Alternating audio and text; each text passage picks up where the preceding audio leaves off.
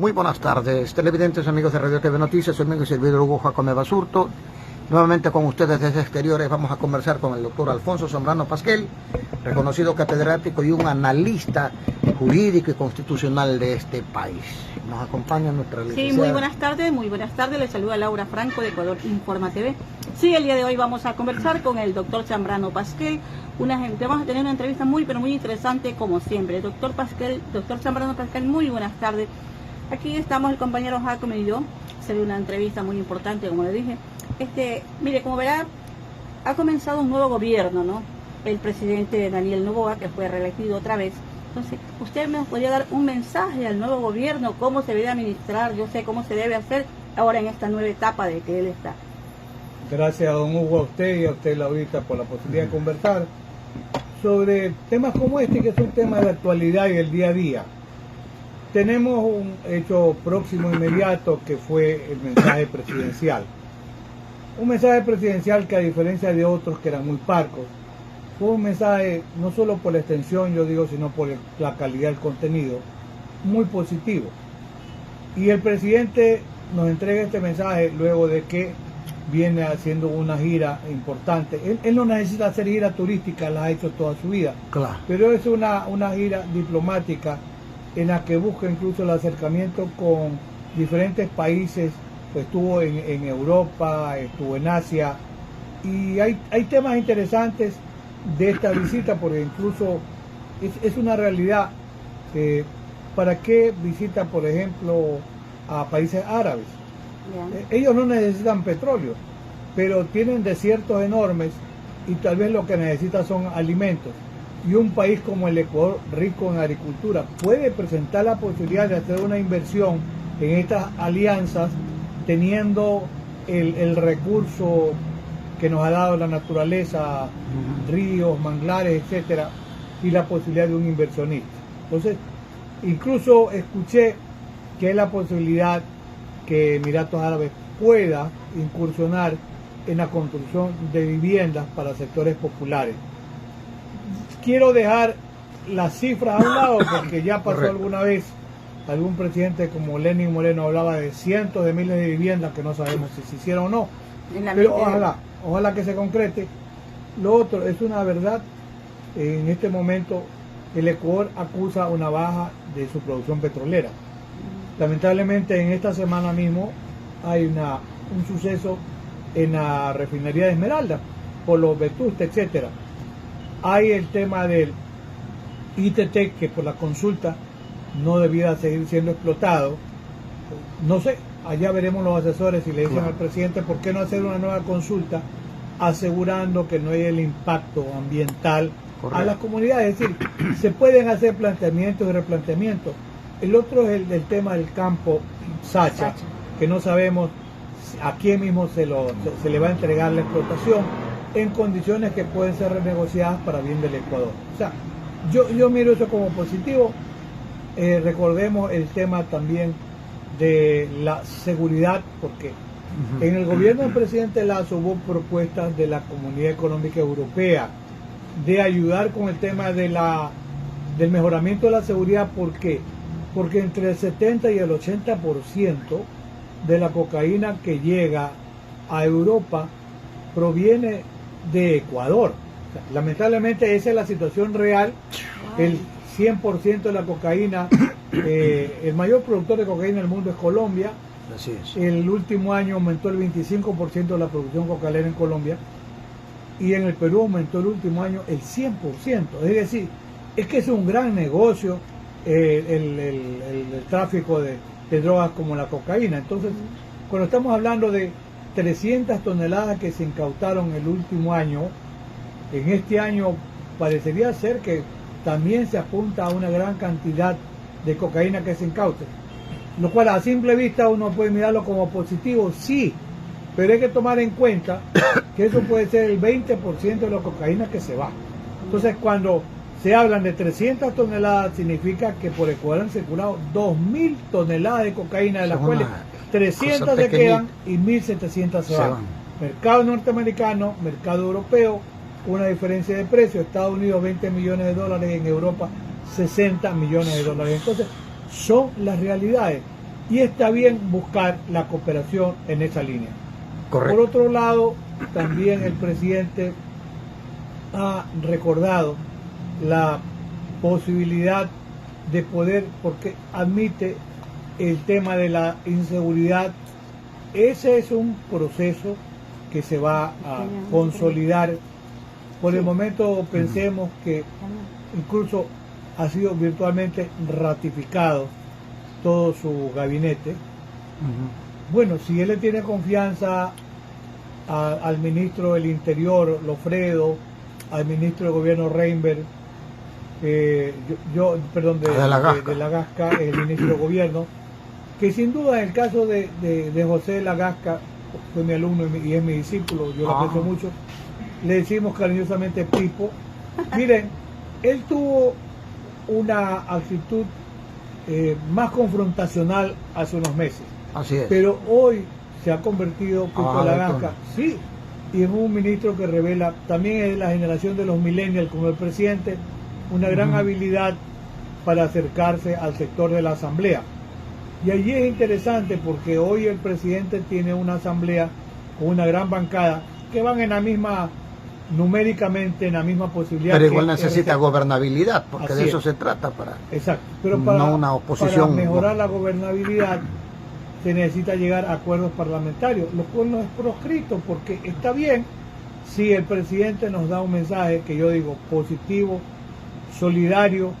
Se acordó, sí, sin duda, que está bien de las enseñanzas que recibió de su mamá, la doctora Anabel Asín, de su padre, el abogado Álvaro Novoa, de su abuelo, don Luis Novoa Naranjo.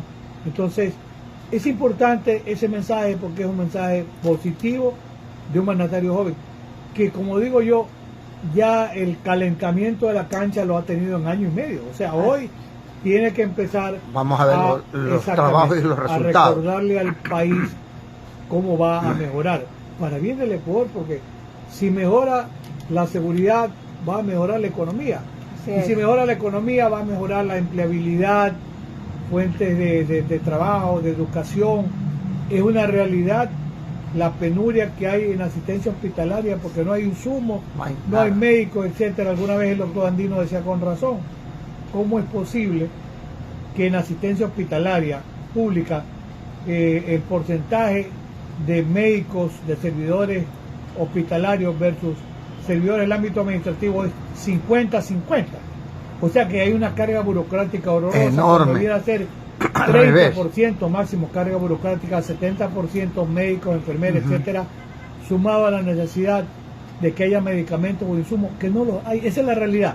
Correcto. Pero ahí están las cifras, están los requerimientos, la posibilidad de que pueda, y está bien el mensaje al joven, porque ese joven necesita posibilidades de empleo y posibilidades de educación y salud. Entonces, y claro, y la salud, por supuesto. Claro. Entonces, yo pienso que el presidente tiene un gran reto como consecuencia de ese mensaje positivo que nos dio la semana anterior. Sí, más sin embargo, doctor, todo esto está muy bien en la perspectiva de que se cuente con espacios de gobernabilidad por parte de la Asamblea en primer lugar, y en segundo lugar también en la parte de la justicia, porque es supremamente importante. Un país que no tenga la seguridad jurídica definitivamente está condenado al fracaso. Y es por esto que la aplicabilidad de la parte de la justicia por el Consejo Nacional de la Judicatura, la misma Fiscalía, cuando observamos que hay casos que prácticamente se nota leguas que hay abuso de poderes, como el caso del señor alcalde de Guayaquil, por decirle de alguna manera. A ver, don Hugo, tomo esto último porque es crucial que el alcalde de la ciudad más poblada que tiene el Ecuador, que es Guayaquil, haya sido y sigue siendo víctima de un acto de abuso del poder. Yo no creo que el fiscal haya actuado simplemente por amor a la patria. No, eso fue direccionado. Y este momento tratar de exigirle incluso al fiscal, pero el fiscal quiere exigirle al alcalde que se ponga un grillete electrónico. Es desproporcionado. Miren, a ver, el sistema interamericano y el sistema constitucional ecuatoriano, en el caso de la prisión preventiva, ambos dicen que es de última razón, o sea, la última razón cuando no hay otra. Y hay estándares que el uno está determinado por la necesidad de dictar una prisión preventiva cuando hay un riesgo cierto de fuga. Pero qué riesgo de fuga cuando el alcalde todos los días va a Es trabajar, un hombre público. firma 2 veces su registro por semana. ¿Hay la necesidad de un billete electrónico? No, eso es estigmatizante. Hace recorridos por toda la Así ciudad es. haciendo obras. No se esconde de Entonces, nadie. No hay ni idoneidad, ni necesidad, ni proporcionalidad. Ese fue un acto de abuso de poder que debe cesar porque el alcalde necesita tiempo, y yo he dicho en otros momentos con ustedes. El alcalde incluso honra el compromiso privado que tiene con los trabajadores de las diferentes Está pagando. compañías que manejan el tema de la comercialización de combustible, porque le sigue pagando, aunque los negocios están cerrados. Eso difícilmente se encuentra otra persona que repite esa historia. Entonces, ese es un tema que pone en evidencia a dónde puede llegar el acto de abuso de poder. Y en este tema de la gobernabilidad va a requerir, de paso, lo hemos conversado en otros momentos, parece ser que ya no fue materia principal del mensaje presidencial hablar de la nueva constituyente. Como usted, don Hugo, y con la UNID Sí. hemos dicho, 3 procesos electorales internos Así es. que pueden significar 200 millones de dólares en 2 años, donde termina el gobierno desgastado.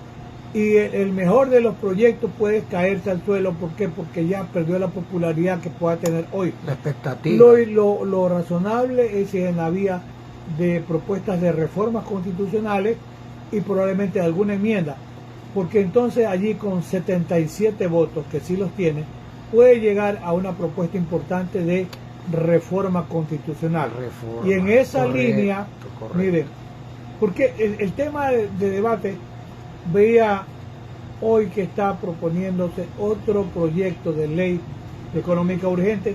No es mala la idea, porque lo que se trata es de transparentar en la función pública, en los procesos de adjudicación de contratos, de que haya cuentas claras, quiénes son los oferentes, cuáles son los precios.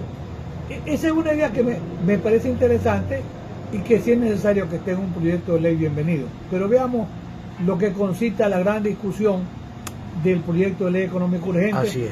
Que se dice que es para combatir el crimen organizado. A ver, El sustento veamos, económico. yo mencionaba, hoy día he visto alguna entrevista de un asambleísta Pedro Peña, que es de Reto RC. Y algunos sectores le han hecho grandes cuestionamientos a Peña, porque él forma parte de la comisión que tiene que calificar la conveniencia del proyecto presentado por el presidente Daniel Noboa. Y ha dicho Peña, yo le escuché, que él ha hecho observaciones. O sea, no trataba de decir, no, porque no me gusta. Yo siempre digo, a ver, si a usted no le gusta algo, diga por qué no le gusta, Claro. Y proponga algo mejor que Con eso. sea razonamiento, crítico, con objetividad. constructivo, Así es. no destructivo. Entonces Peña dice, a ver, en el tema de la prisión preventiva oficiosa obligatoria, él dice, yo soy contrario, y Peña tiene razón, porque la Corte Constitucional ha dicho que es el último recurso y no el primero. La Corte Interamericana ha dicho, a través de algunos fallos, algunas sentencias, en esto hay que tener claro, el control de convencionalidad es el respeto a lo que dice la Convención Americana de Derechos Humanos y a las sentencias de la Corte. Tienen efectos, como se dice Edgar Gómez, vinculantes, ya son precedentes importantes y vinculantes.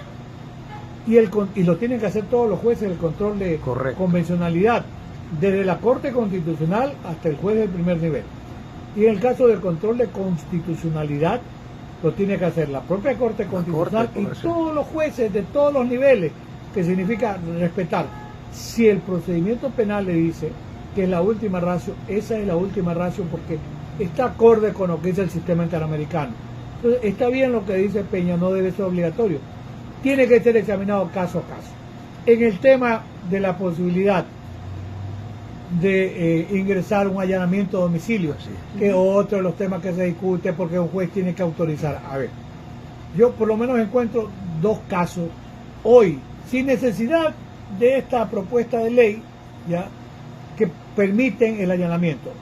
En un caso de delito flagrante, se descubre que en tal lugar hay una tonelada de cocaína, Tienen que se ingresar, ingresa, pues, porque si obvio. usted va, le avisa al juez, ya se desapareció la cocaína. Claro. ¿Ya?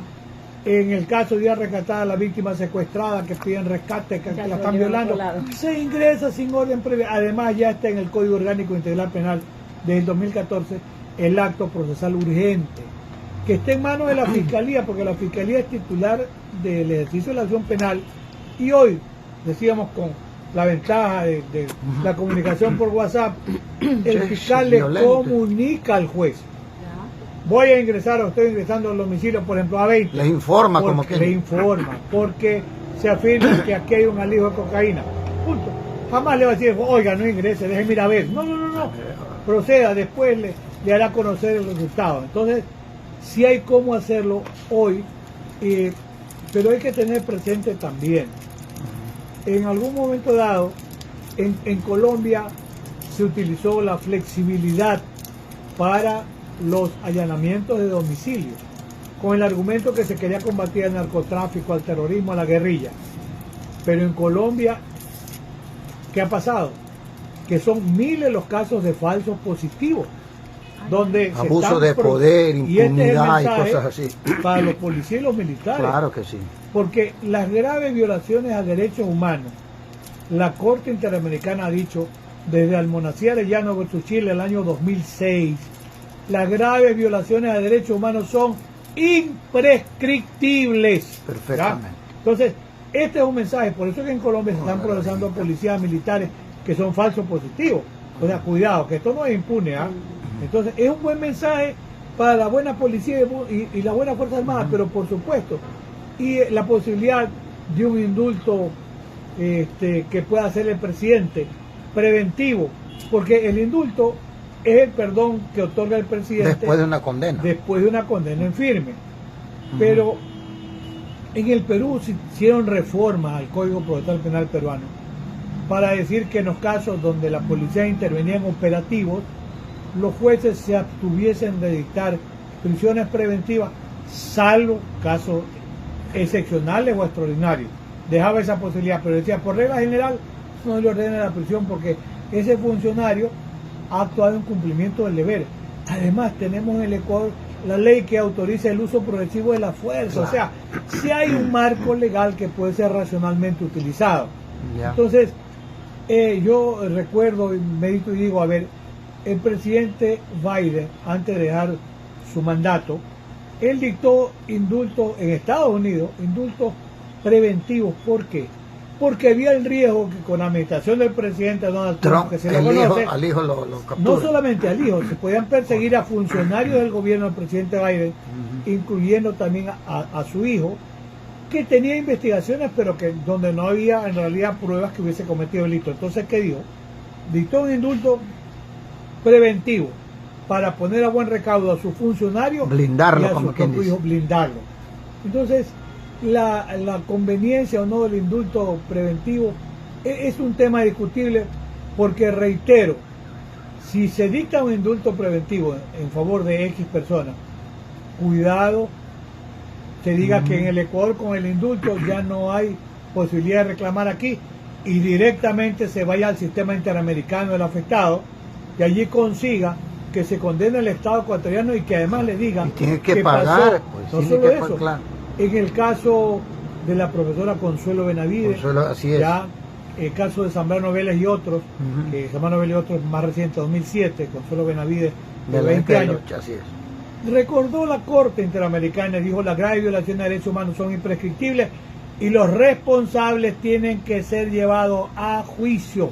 Y por eso hay procesos, tanto por el caso de la profesora Consuelo Benavides como por el caso de Zambrano Vélez y otros. O sea, esto es un mensaje positivo para que aprecien la policía y el ejército que la conducta no es impune, aunque hubiese un indulto preventivo. Si al mismo Pinochet lo guardaron, imagínense, mire, a Fujimori. Así es. Y en el tema de decomiso, porque se dice que se trata de legitimar el proyecto con el argumento de que se trata de desarticular las bases económicas del crimen organizado.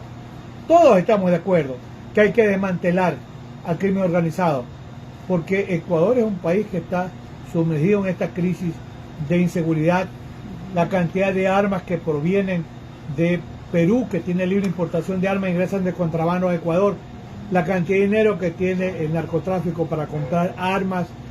Miren, incluso lo que pasó en el Alto Punino, en la Amazonía, 11 militares asesinados. Así es. Y ahí yo he escuchado, incluso hay quienes llegaron a sostener que tal vez se había filtrado información dentro del propio sector militar como para decirle a los narcos, Ahí- cobrar por la información, ahí van a allanarlos, porque Adelante, hay gente que está, exacto, hay gente que está viviendo de la minería ilegal, Correcto. que tiene mucho dinero, muchos recursos y mucho armamento. Pues yo escuché una primera versión en ese sentido, pero he escuchado otra de un experto en seguridad que ha trabajado cerca del ejército, que dice lo siguiente. Dice, no, el ejército llegó a un lugar para hacer el operativo donde encuentran las máquinas, pero deciden desplazarse a otro lugar porque dice desde arriba es poco lo que se ve por el espeso follaje Claro, de la Amazonía. vegetación. Entonces reciben la información que había otra maquinaria en otro lugar Y se y movilizan. entonces se trasladan, pero dice, lo que no sabían los informantes es que ese era un puesto de los comandos de la frontera, con un arsenal de armas. Por eso es que cuando llegan los helicópteros del ejército, los abarrajan a tiros. ¿Por qué? Porque tenían ametralladoras de alto asalto. Y entonces, dice, no, hubo una equivocación en decirle, mire, desplácense, porque ese era un puesto de los comandos de la frontera, y por eso es que lamentablemente Disidencia de la asesinaron. FARC, Pero todo. fíjense ustedes, lo que quiero dejar en claro con esto es la cantidad de armamento que está en manos del crimen organizado. Si es que la ley va a servir para desmantelarlo, está bien, pero el tema está, a ver, tenemos una ley de lavado de activos, sí, el próximo mes entra en vigencia una ley con unas reformas que hacen más importante el trabajo incluso operativo de la UAFE.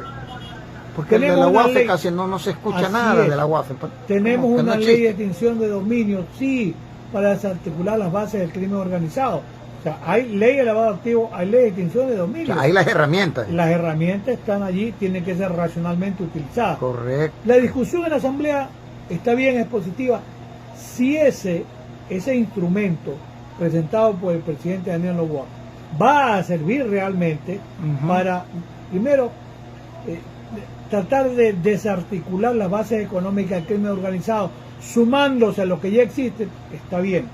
Pero también es una prueba de fuego para la credibilidad del gobierno. Correcto. Porque si no, en 6 meses, lamentablemente, estamos viendo lo que ha pasado ayer y hace 2 días en Pascuales, ya aquí en Guayaquil, cerca, Qué bestia. 6 o 9 muertos. Es decir, el nivel de si violencia no nada. para.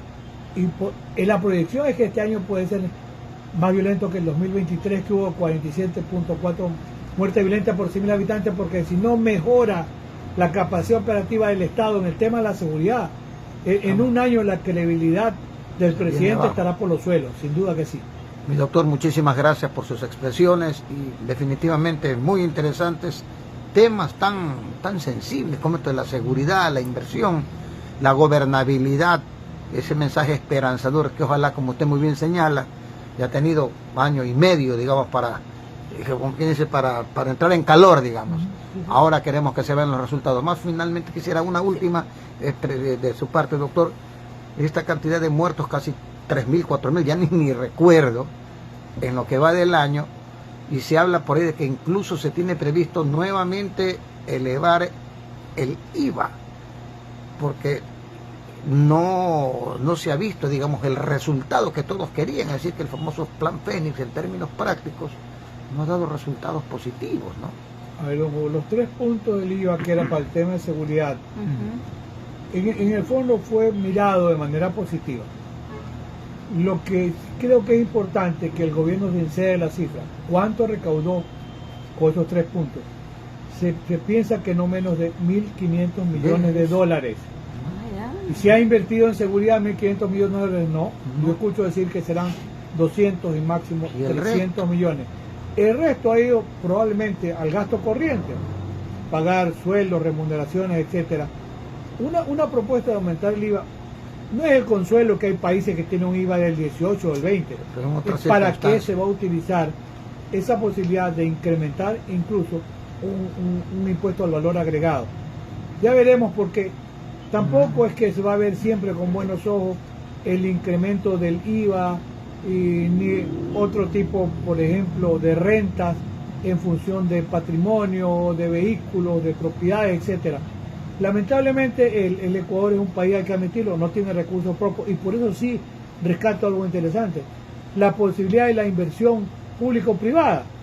Porque si no hay recursos, Alianza estratégica. exacto, la alianza estratégica para el tema de la energética, para el tema petrolero, porque ha bajado la producción petrolera en el Ecuador, entonces Claro. sí es imprescindible que haya la posibilidad de inversión extranjera, Enhorabuena. pero esa inversión extranjera va a demandar algo, que es la seguridad de sus instalaciones, sus inversiones, y algo adicional, Hugo, que es, si a usted lo ahorita, la necesidad de la seguridad jurídica para el inversionista. ¿Por qué? Porque hoy se dice que el Ecuador no se somete al arbitraje internacional. Ese es un error. ¿Qué inversionista extranjero va a venir al Ecuador a invertir con eso? Oiga, y si el Ecuador no cumple, yo no lo puedo demandar en tribunales internacionales, No hay el sino CIADI para ante ello. sus propios tribunales, que pueden ser tribunales alfombra. No, no, no. Yo a Ecuador no quiero ir porque no tengo seguridad jurídica. Excelente. Y aparte la Muchas inseguridad que hay aquí gracias. también, De todo. imagínese, doctor. Así Doctor, nuevamente muchísimas gracias Sí, por sus doctor. expresiones, muy gentil, muy amable. Ustedes.